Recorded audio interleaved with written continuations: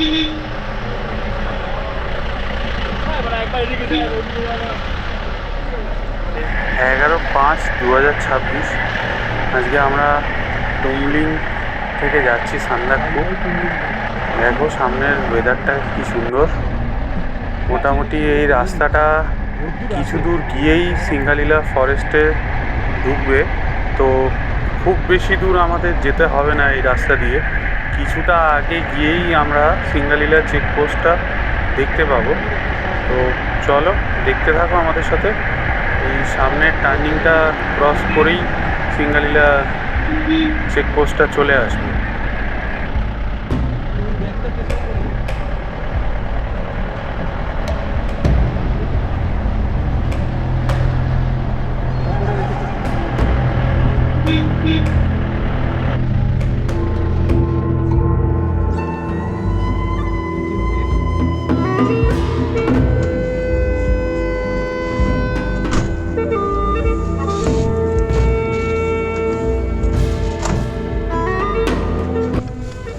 এখানে সিঙ্গালীলা ন্যাশনাল পার্কের এটা হচ্ছে এন্ট্রি রুম।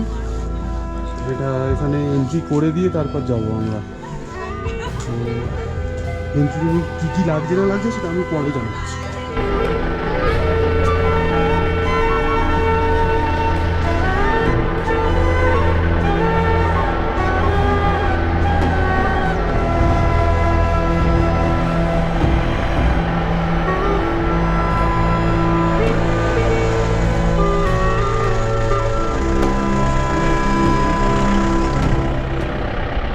সিঙ্গালীলা ন্যাশনাল পার্কে ঢুকে গেলাম এন্ট্রি করিয়ে। রাস্তাটা দেখো কি সুন্দর, হালকা হালকা জঙ্গল স্টার্ট হয়েছে, আর দূরে দেখো আকাশটা খুবই সুন্দর লাগছে, কিছুটা পরিষ্কার কিছুটা মেঘলা। এখানে যে রাস্তাটা এটা অনেকটা ভালো কন্ডিশন এখনো অবধি যা দেখতে পাচ্ছি। আর এই সামনের যে টার্নিংটা ক্রস করার পরেই দেখো জঙ্গলের ভেতর একটা ঘনত্ব ভাব কিন্তু শুরু হয়ে গেল। আর এইখানে যে লেখাটা যেটা উঠছে স্ক্রিনে, সেটা তোমাদের জন্য সুবিধা করবে। যদি আমার ক্যামেরায় ধরা পড়ে থাকে কোনো রেড পান্ডা, তাহলে তোমরা অবশ্যই সেটা দেখতে পাবে। আর এই জঙ্গলের ঘনত্বটা কিন্তু বেশ ভালোই। এখানে অনেক রকম অ্যানিমালস রয়েছে এই জঙ্গলে, বিভিন্ন ধরনের অ্যানিমালস এখানে আছে। নট অনলি রেড পান্ডা, এখানে ফ্লেশ ইটিং অ্যানিমালসের পরিমাণটাও যথেষ্ট বেশি।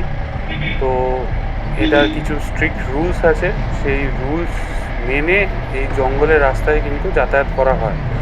আর এটা সকালবেলা থেকে দুপুর 3:30 অবধি খোলা থাকে, সকাল 9টা থেকে দুপুর 3:30 অবধি।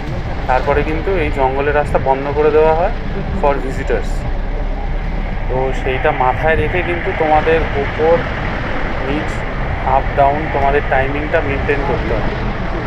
দেখো আমরা মোটামুটি কথা বলতে বলতে অনেকটা জঙ্গলের রাস্তা পেরিয়ে চলে এলাম, আর কিছুটা এগোলেই আমরা ঢুকে যাব হচ্ছে গিয়ে তোমার গৌরীবাসে। এই সামনে যে জায়গাটা যেটা দেখছো, এই যে বাড়িঘর যেটা রয়েছে, এটাই হচ্ছে গিয়ে তোমার গৌরীবাস।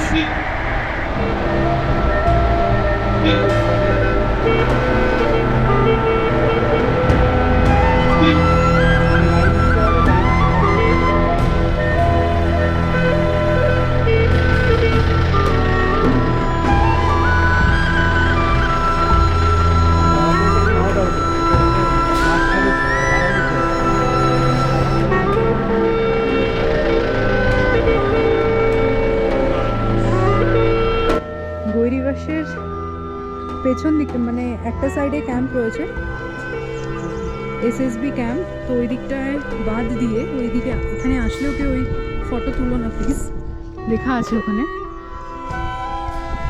ওই জায়গাটা থেকে আমরা এই সাইডটা এলাম, জায়গাটা জাস্ট দেখো, ভিউটা ওফ ওফ ওফ ওফ। এখানে দেখো ভিউটা, অসাধারণ। ওইখানে প্রচুর হোমস্টে আরও কী কী সব রয়েছে এখান থেকে আমি দেখতে পাচ্ছি। তোমরা ক্যামেরায় ওই জায়গাটা দেখা যাচ্ছে না, এই ঠিক এখানটায়। দারুণ দারুণ, অসাধারণ।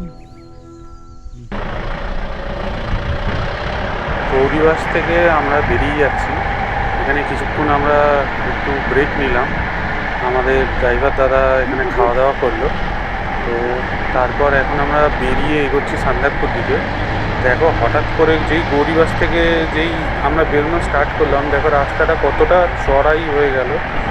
এখান থেকে কত তাড়াতাড়ি দেখো রাস্তাটা এত উঁচুতে উঠছে, আমরা বেশ অনেকটা মনে হচ্ছে এলিভেট করে যাব কম টাইমের মধ্যে। আর গৌরীবাস হচ্ছে এমন একটা জায়গা যেখান থেকে তুমি ফরেস্টের এন্ট্রি, ইভিন ফরেস্ট বাংলো বা ফরেস্ট রেঞ্জারের সাথে তোমরা সাফারি চাইলে করতে পারো। তো সেইটা মাথায় যদি কারো থাকে যে আমি গৌরীবাসের থেকে আমি সিঙ্গালীলা ফরেস্ট আমি এক্সপ্লোর করব, তাহলে কিন্তু এইখানে গৌরীবাসের থেকে তাকে এক্সপ্লোর করতে হবে।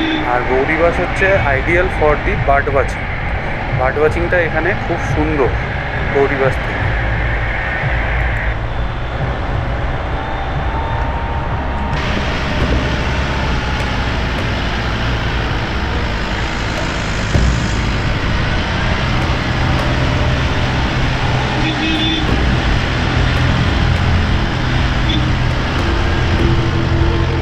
এটা কাইয়াকাটা আমরা এখন ঢুকছি। জায়গাটার নাম হচ্ছে গিয়ে কাইয়াকাটা।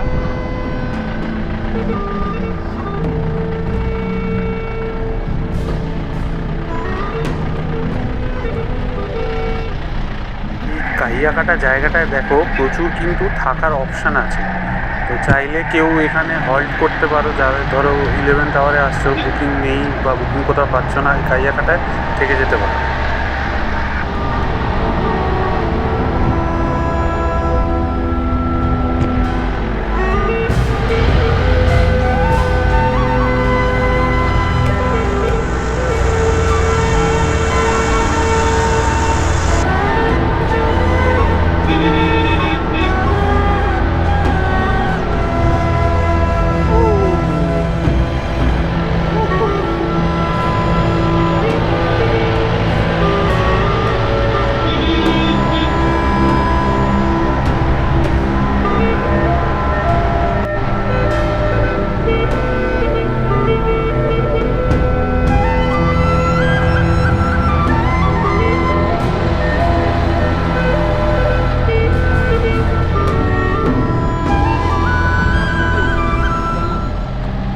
তোমরা রাস্তাটা খালি দেখছো আর চারিদিকে যা সিনিক বিউটিটা দেখো,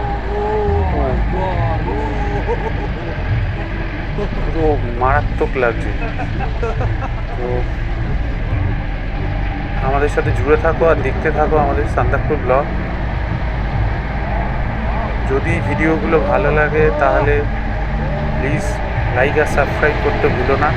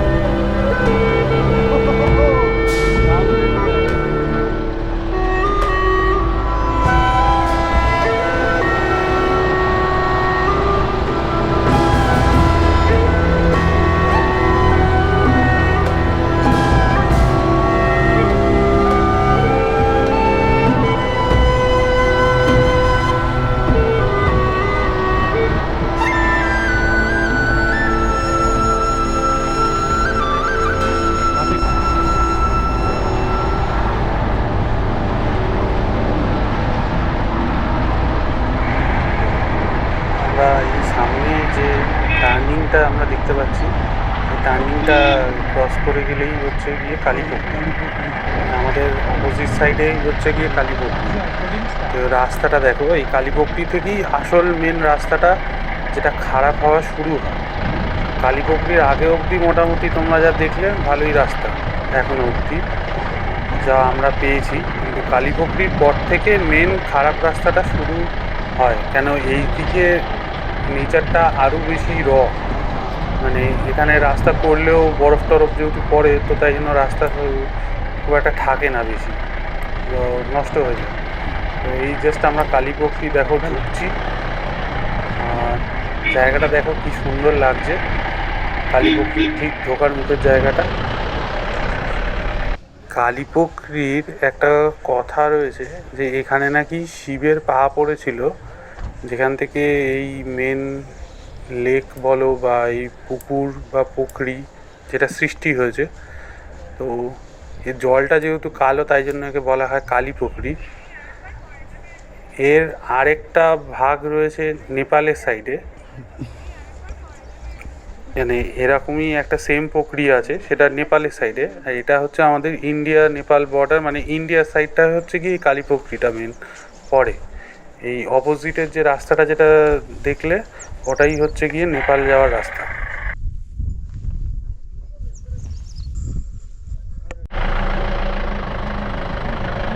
কালীপক্ষী ছেড়ে এবার বেরিয়ে যাচ্ছি টুয়ার্ড সান্দাকপুর দিকে। তো এখানে রাস্তাটা দেখো, মাঝখান দিকে একটা পুরো সুপার মতো একটা জিনিস রাস্তার মাঝখানে করা রয়েছে, আর রাস্তাটা দেখো দু সাইডে ভাগ হয়ে গেছে। তো এখানে আমরা নেপালি গ্রামীণ পঞ্চায়েতকে পার হেড 50 রুপিস দিয়ে তারপর দেখো আমরা এই নেপালের রাস্তাটা দিয়ে সান্দাকপুর দিকে এগিয়ে যাচ্ছি। আর এই পুরো স্ট্রেচটা আমরা নেপালের রাস্তা দিয়েই পুরোটা যাব। তো নেপালের সাইডের যে সিনিক বিউটিটা, সেটা এই রাস্তায় আমরা পুরোটা এনজয় করব। তো দেখতে থাকো পুরো ভিডিওটা।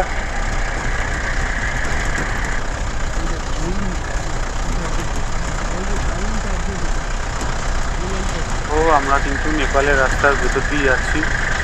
রাস্তার অবস্থা দেখেছো, পুরো একদম পুরো পাথর আর পাথর, রাস্তা বলে আর কিছু নেই। কিন্তু তাও দেখো চারিদিকের যা সৌন্দর্য, যা বিউটি, সেটা দেখে তোমার মন ভরে যাবে। কিন্তু রাস্তাটাও কিন্তু সেরকম, রাস্তাটা এই বিউটির সাথে একদম ম্যাচ হয়ে গেছে। এরম রাস্তা রয়েছে বলেই তাই জন্য এত সুন্দর বিউটিটা আমরা বুঝতে পারি।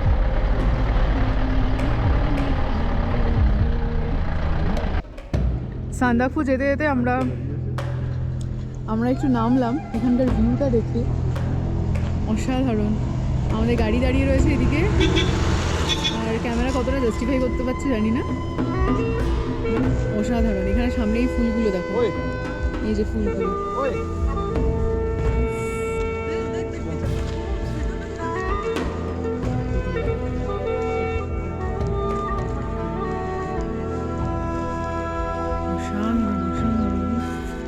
এটা কিন্তু নেপালের রাস্তা যেখান দিয়ে আমরা হাঁটছি। নেপালের কিছুটা রাস্তার ভেতর দিয়ে আসা হয়, ইন্ডিয়ার ওই রাস্তাটা নাকি আরও খারাপ।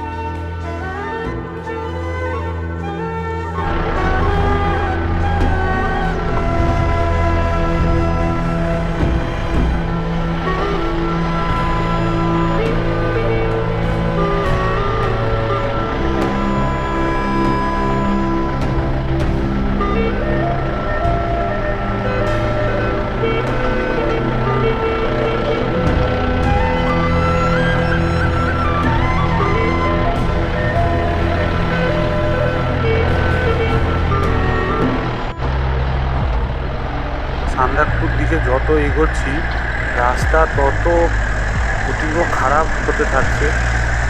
এইটা যদি মানে আমি নিজেই জানি না এটাকে আমি রাস্তা বলবো না অন্য কিছু বলবো, কিন্তু তারপরেও মানে এই চারিদিকে সিনিক বিউটিটা দেখে এই মানে রাস্তাটা, তাও আমরা ইচ্ছা করছে যাতে এই রাস্তাটা আমরা কভার করে আগে এগোই।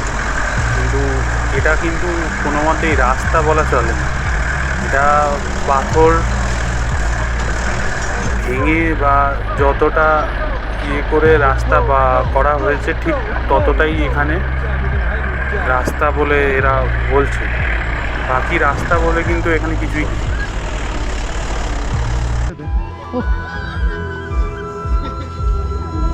এটা আমাদের গাড়ি, আর সামনে একটা গাড়ি খারাপ হয়ে গেছে। হয়ে গেছে বলে এখানে পরপর সব গাড়িগুলো দাঁড়িয়ে গেছে। ওটা যাবে, তারপর বাকিগুলো যাবে। তো যেখানটায় দাঁড়িয়েছে অসাধারণ জায়গা, জাস্ট ওয়াও।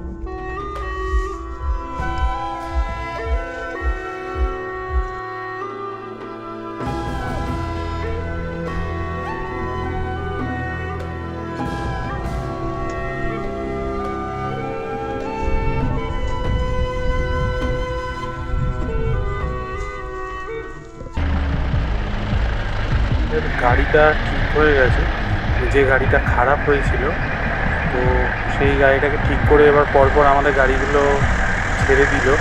আমরা পর সান্দাকপুরে ঢুকবো। এখানে আমরা প্রায় 1.5 থেকে 2 ঘন্টা আমাদের এখানে দাঁড়িয়ে রয়েছি, কেন যেহেতু গাড়িটা হঠাৎ করে খারাপ হয়ে গেছিলো। তো এই জন্য সবাই মিলে এখানে ইউনিটিটা এদের মারাত্মক, মানে একজনের অসুবিধা হলো তো পুরো গোটা কমিউনিটি একদম দাঁড়িয়ে সেটাকে ঠিক করে একদম আগে এগোলো। টিম ওয়ার্কটা এদের খুব দারুণ, মানে আমার দেখে এত ভালো লাগলো যে এরা সব একসাথে মিলে জিনিসটাকে রিজলভ আউট করে তারপরে এগোচ্ছে। যাই হোক, রাস্তাটা খালি দেখো, মানে এটা সান্দাকফু ওঠার রাস্তা। অনেকে তো আমি ইউটিউবে দেখেছি, কিন্তু তারা এইসব রাস্তা দেখায়নি, কিন্তু আমি নিজে যত ফিল করছি সেটাই আমি তোমাদেরকে দেখাচ্ছি।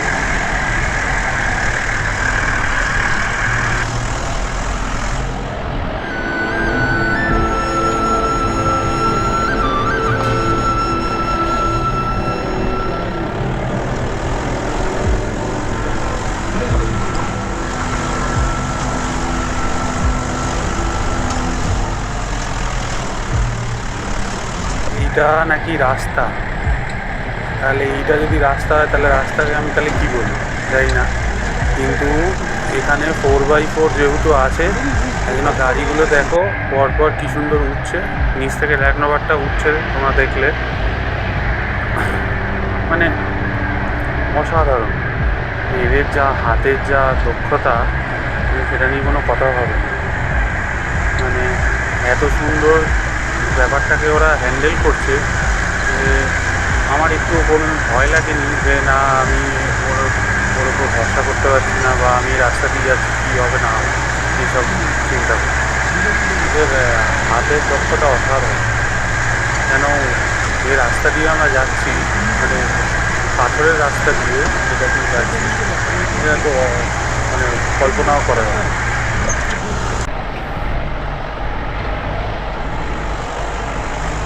নিতেই দেখো কি সুন্দর রোদ ঝলমল করে উঠলো। আমরা অলমোস্ট সান্দাকফু রিচ আউট করে গেছি। এই সামনের যে কংক্রিটের রাস্তাটা, এটায় যেই আমরা উঠলাম, আমরা কিন্তু সান্দাকফু ঢুকে গেলাম। এই সামনে দেখো আমাদের হোটেলের দিকে যাওয়ার রাস্তাটা, ওদিকেই এখন আমরা এগোচ্ছি। তো আমাদের এখানে বুকিং আছে হচ্ছে হোটেল সানরাইজ, যেটা সান্দাকফুর একদম মানে টপ পজিশনে একটা হোটেলটা। চলো রাস্তা দিয়ে দেখতে দেখতে চলো, আমরাও দেখি যে কতটা উঁচুতে যাচ্ছে গাড়িটা নিয়ে আমাদের হোটেলে। ওই সামনে যে হোটেলটা দেখা যাচ্ছে একদম টপে, ওটাই মনে হচ্ছে সানরাইজ হোটেল, এই সামনের উঁচুতে। জুড়ে থাকো আমাদের সাথে ভিডিওতে।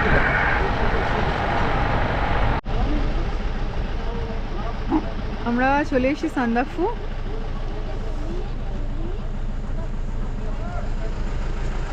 আর এটা হচ্ছে আমাদের হোটেল, হোটেল সানরাইজ। আমরা রুমে চেক ইন করেছি, হোটেল সানরাইজ সান্দাকফু। এটা হলো আমাদের রুম 106।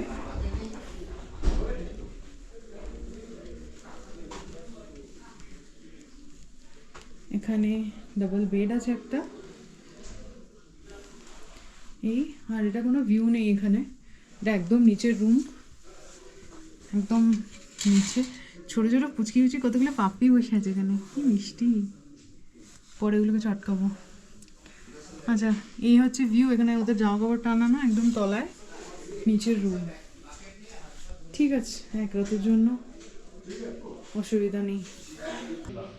আমরা চলে এসেছি খাওয়ার জায়গায়। বাবা আস্তে আস্তে মাছ রয়েছে,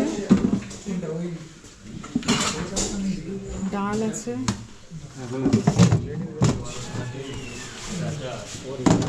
মিক্সড ভেজ রয়েছে।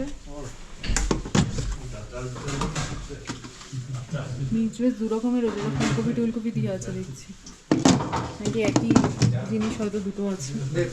আলু ভাজা, স্যালাড, চাটনি, আচার। এখানে আমাদের খাওয়া দাওয়া মোটামুটি কমপ্লিট। আর খাওয়ার সাথে সাথে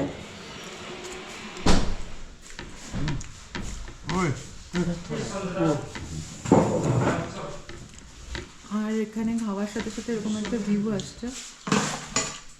এটা হচ্ছে পুরো রেস্টুরেন্টের তলায়, ঢুকেই রেস্টুরেন্ট, দরজা দিয়ে ঢুকেই রেস্টুরেন্ট।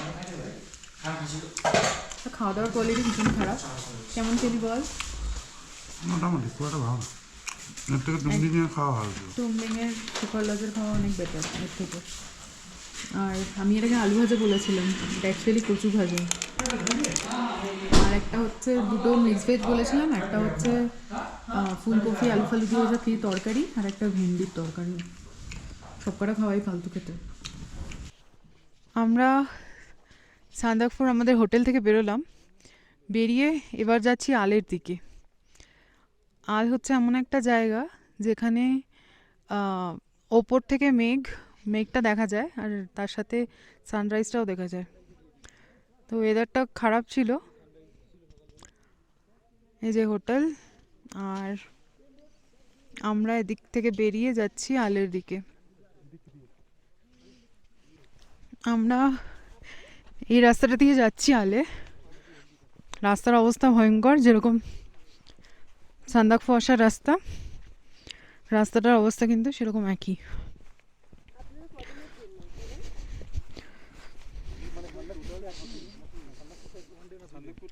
ওই দিকটাতে পুরো মেঘ।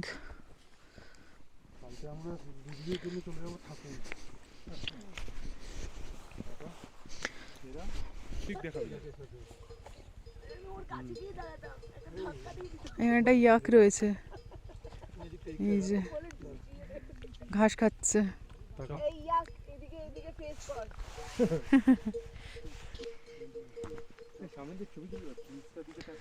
এটা একটা শর্ট রুট, সাইড থেকে এরা কিছু লোক আসছিল বললো, তো আমরা এখান দিয়ে যাচ্ছি জঙ্গলের ভেতর দিয়ে।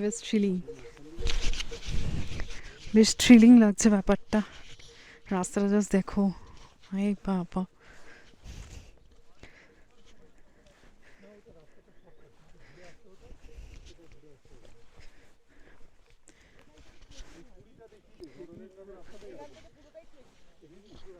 হ্যাঁ, এরা রডেন্ড্রনের গাছ, এখানে ফুল রয়েছে। আমরা এই রাস্তা দিয়ে নেমে এলাম, ঠিক সান্দাকফুতে যেরকম রাস্তা দিয়ে উঠেছি সেম রাস্তা। এখানে প্রচুর মেঘ, আজকে মনে হয় না সানসেট দেখতে পাবো, তো জায়গাটা দেখার জন্য যাচ্ছি। এখানে এই যে পাথর রয়েছে, এখান থেকে ডান দিকে যাচ্ছে থাকুমের রাস্তা, আর বাদিকে যে রাস্তাটা উঠে গেছে ওপরে সেটা হলো আলের রাস্তা। অনেকটা উঁচুতে উঠতে হবে, দেখা যাক। এই রাস্তাটা উঠে যাচ্ছে আলের দিকে। রাস্তার অবস্থা ভীষণ খারাপ, বেশি খাড়াই রাস্তাতে না, মানে উঠতে বেশ কষ্ট হয়। যাদের খুব ফিট বডি তাদের জন্য ঠিক আছে, নাহলে ওই থেমে থেমে উঠতে হবে আর কি।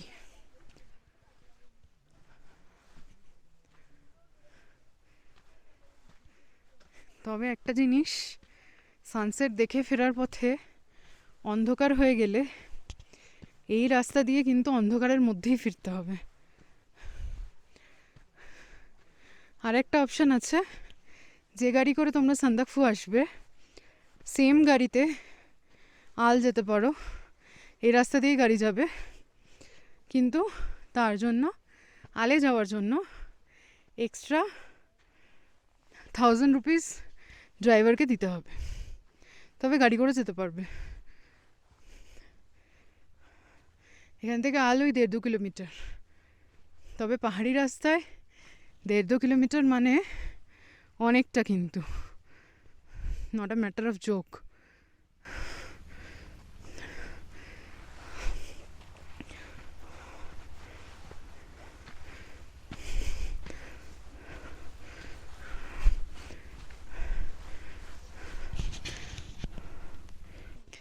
আমরা মোটামুটি চলে এসেছি, সব রাস্তাগুলো হচ্ছে এরকম।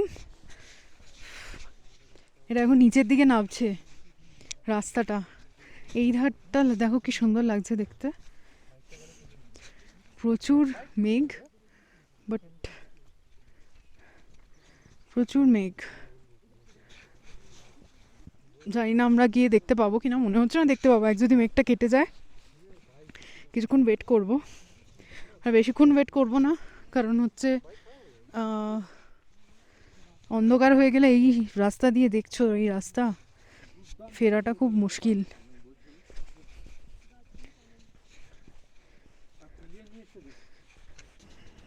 গাড়ি দেখা যাচ্ছে না, এমন ফগি।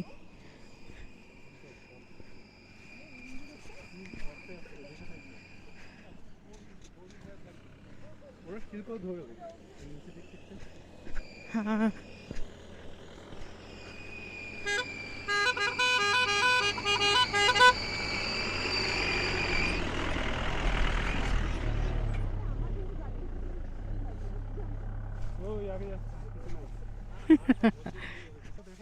পুরো অন্ধকার।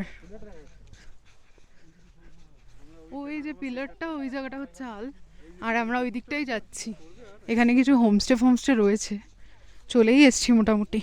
চলো উপরটায় উঠে দেখাচ্ছি। এখানে যে পিলারটা দেখা যাচ্ছে, পিলারটাতে কিন্তু নেপাল লেখা রয়েছে, মানে এই সাইডটা নেপাল, ওই সাইডটা হচ্ছে ইন্ডিয়া। ফিরবো যখন, যাক না কিরকম ওয়েদার থাকবে।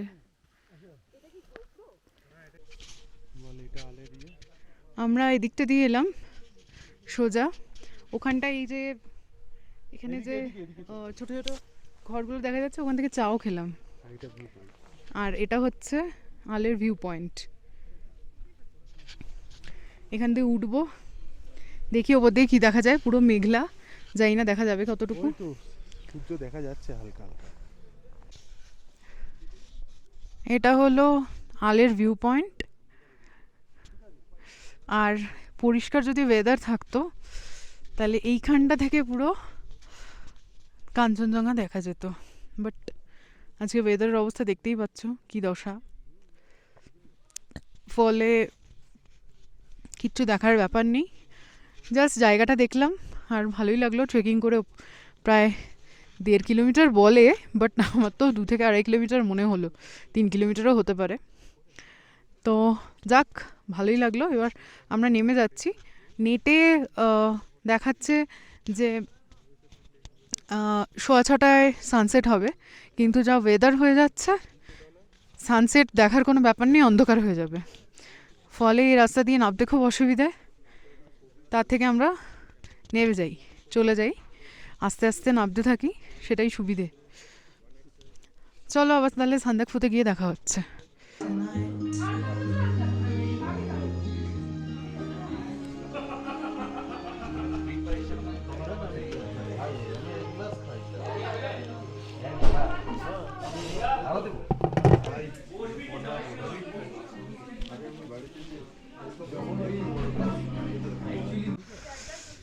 বাইরে এখন প্রচণ্ড ঠান্ডা, মানে জানি না কত হবে, বাট 6-7 ডিগ্রি তো হবে। আরেকটা কথা যেটা বলার, যে এখানে দুপুরের খাবার তো জঘন্য ছিল, মানে একদম ঠিকঠাক রিভিউ তোমাদের দিচ্ছি, মানে ওরকম নয় যে বাজে খেয়েও বলবো ভালো, জঘন্য খাবার ছিল।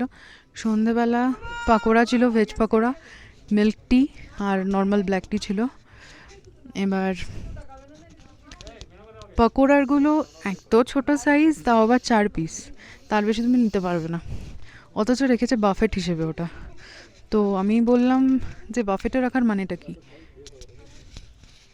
যাই হোক, এই হোটেলে আর যাই হোক খাওয়া দাওয়ার কোয়ালিটি একদম ওয়ার্স্ট, মানে একদম ফালতু ফালতু খাওয়া দাওয়া। প্রাইসটাও অনেকটা বেশি। প্রাইসগুলো আমি সব বলবো এন্ডে, কোনটার কি প্রাইস, কোন হোটেলের কি প্রাইস, সবটা।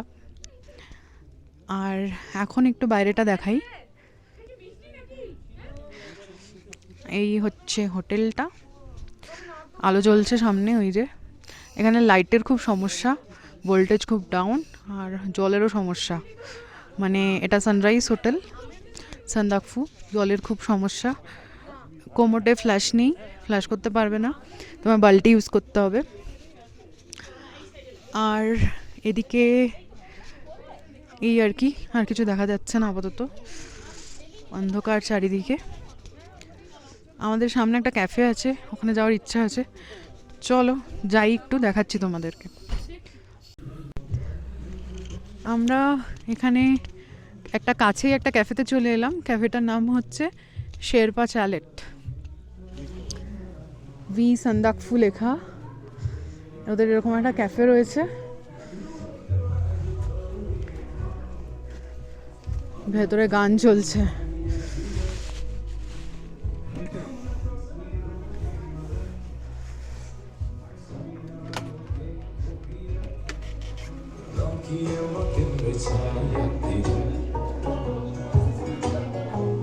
এটা ক্যাফেটার ভেতরটা।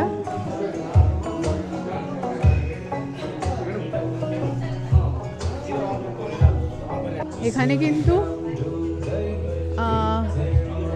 ড্রিঙ্ক করারও ব্যবস্থা রয়েছে, আর ড্রিঙ্কস।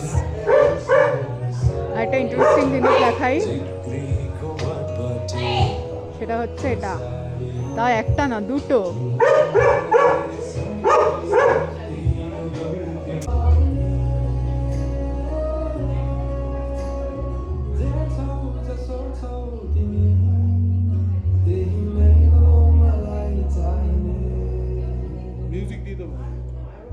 আমরা এখন রাতে ডিনার করতে চলে এসেছি, আর ডিনারটা একটু দেখাই কি কি আছে।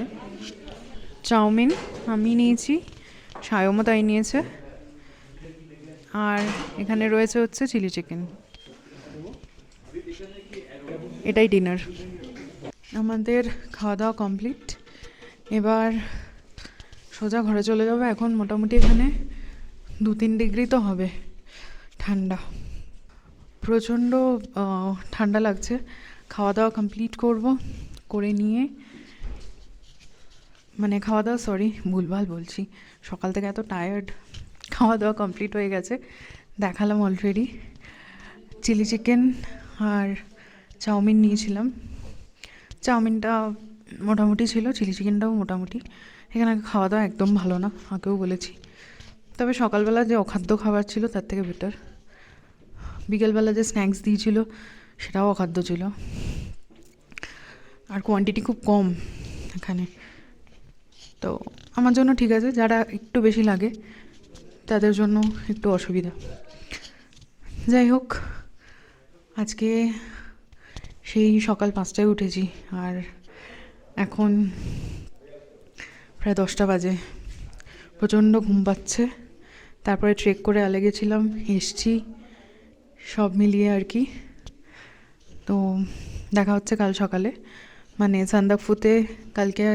সান্দাকফু থেকে আমরা কালকে চেক আউট করবো। তার আগে সকালবেলা ওটা সানরাইজটা দেখার ইচ্ছে আছে না, বাট দেখতেই হবে। তো চলো, কাল দেখাবো তোমাদের। আজকে রাতের মতো গুড নাইট, টাটা, ভালো থেকো, সুস্থ থেকো, আমাদের সাথে থেকো।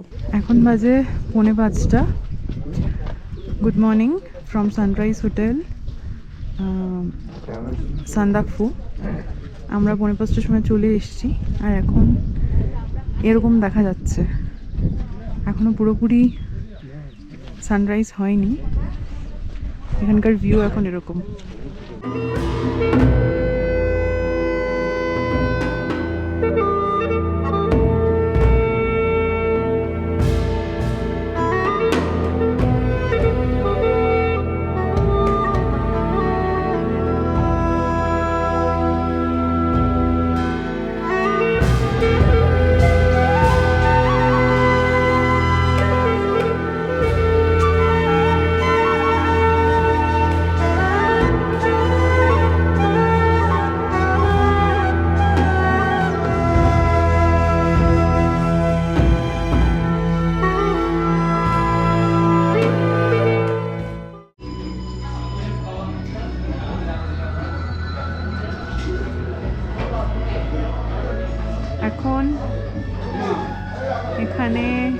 দিচ্ছে, এরপর ব্রেকফাস্ট দেবে।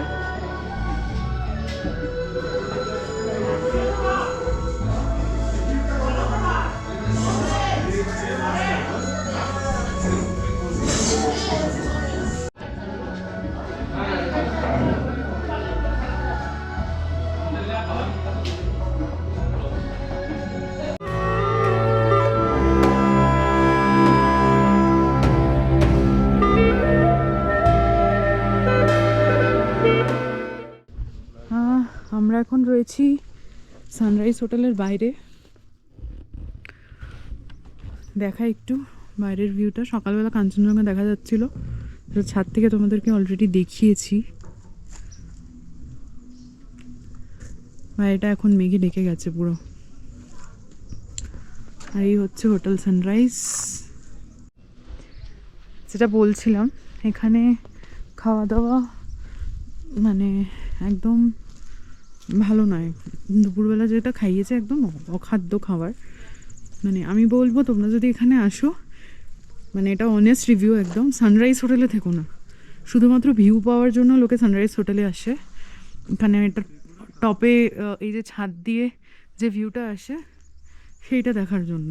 বাকি হোটেলগুলো একটু নিচুতে, কিন্তু মানে তোমরা যদি মানে চাও আর কি, এই যে সামনে এই যে পাহাড়টা দেখা যাচ্ছে, এটার টপে এখান থেকে ট্রেক করে ওঠা যায়।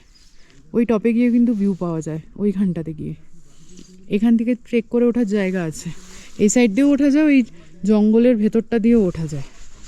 আমরা আজকে যাইনি, কারণ তখন অলরেডি মেঘ চলে এসছে, নাহলে ভেবেছিলাম যাব। মানে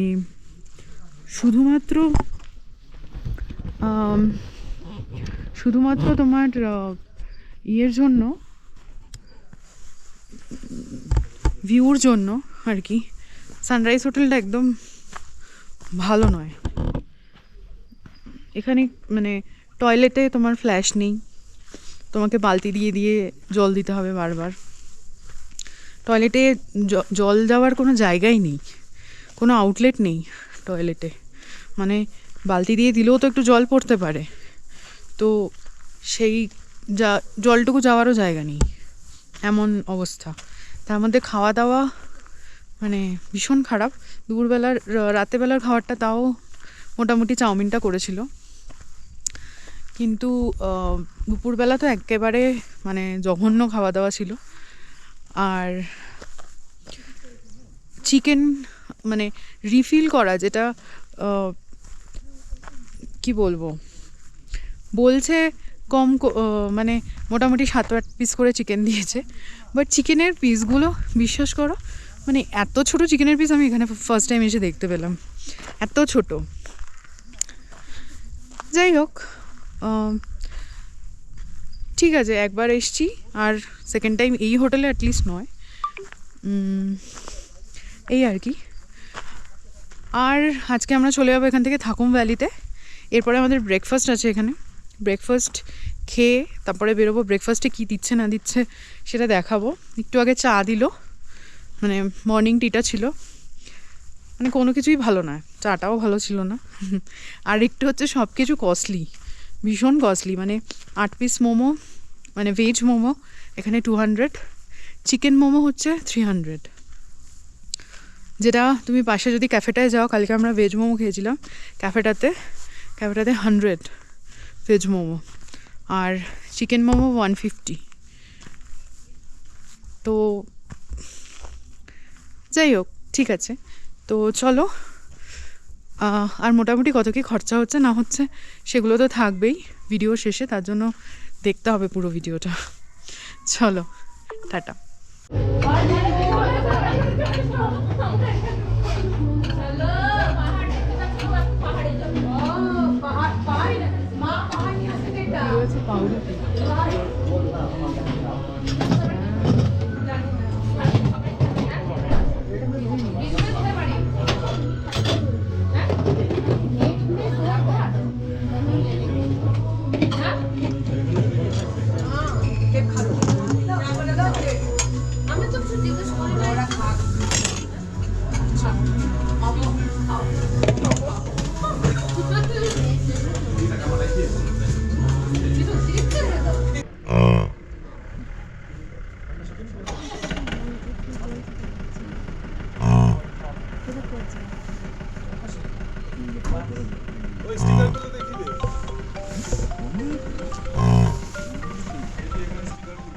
আমাদের গাড়িতে লাগেজ তোলা হয়ে গেছে, এবার আমরা বেরোবো। এটা সানরাইজ হোটেল। দেখো প্রচুর মেঘ হয়ে গেছে আবার চারিদিকে, মেঘ ঘুরে আসছে, প্রচণ্ড ঠান্ডা লাগছে।